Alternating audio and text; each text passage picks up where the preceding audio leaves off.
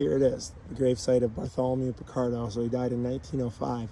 Mary's Catholic Cemetery, right here between Bloomfield and Lawrenceville.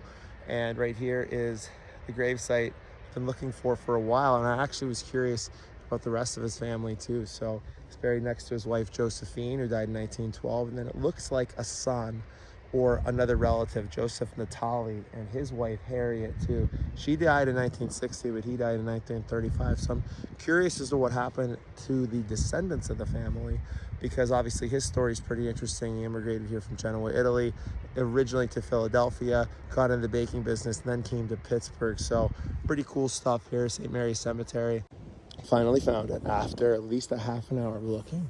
So when he built that building in 1900, or approximately 1900, he only got to enjoy it for a few years. So he was already, well into his adult life. He was in his 60s at that point. So pretty cool. But that's the founder, owner, and one-time operator of the Picardo Macaroni Factory.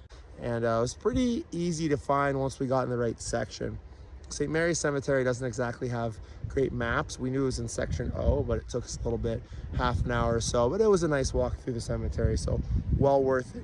Anyway, between here and then Arsenal Cemetery, there's a treasure trove of people, kind of important down to maybe not so important local business owners buried nearby. So really cool Pittsburgh history to explore.